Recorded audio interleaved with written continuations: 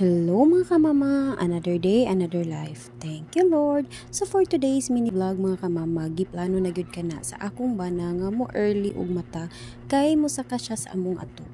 Nagtapak di ay siya og Volcasil mga kamama dito sa among atop sa katong mga gipanglansangan og lansang, syempre lansang good.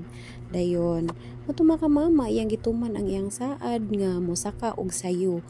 6 AM na ana siya sa atop mga kamama, and then ako pod ni sayo sad ko og mata kay syempre atong hipuson ang iyahang gitrabaho mga kamama. By the way, before siya nagtapak og Volcasil dito sa mga lansang sa among atop mga kamama, iyahan nang giputlan ang mga sanga sa kahoy tungod sa among house. Jimilina na siya nga kahoy mga kamama. Dagko kaayo na og mga sanga mga kamama, then wala lang nako na videohan kay busy kaayo mi ganihin na sa akong tiya og pamunit sa mga sanga nga dagko mga kamama. Then mautuwa nga akong baby Gigi, nag-wake up na sad siya kay wala na mi sa iyang kiliran. Ingon ani gini siyang bata ang mga kamama, musunod gid ni dayon siya kung wala mi sa iyang kiliran. Mubangon gid ni og magsige gid ni og pangita na mo mga kamama. So mauto padayon lang ko sa akong paglimpyo-limpyo mga kamama kay daghan og dahon-dahon diri sa amo ang tugaran mga kamama. By the way, excuse kaayo sa mga sako at ubangan sa among house mga kamama. Gituyo na namo mga kamama kay gitapok na namo mga inayag na og bus plus mga graba nga sobra sa pagbuhat sa among house mga kamama.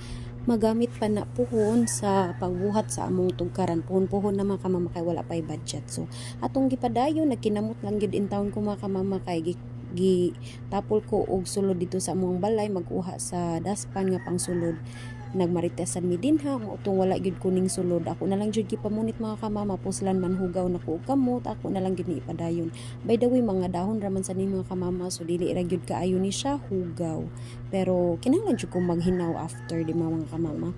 So mo to mga kamama, mga almost 7 AM na siya, wala pa nahuman akong bana kay gibati gid siya og kaanyag. So ako sa ning dadun dito sa likod sa among balay ang sako kay para madaoban ni siya kung panahon sa tingdaghan ang lamok mga kamama. So hunasad ko hapit kay na siya puso diha sa kilid sa among house. So padayon ko mga kamama og wait sa akong bana while pagkatataod ana nagluto na ko pagkaon para sa among mga pamahaw. Thank you for watching. God bless us all.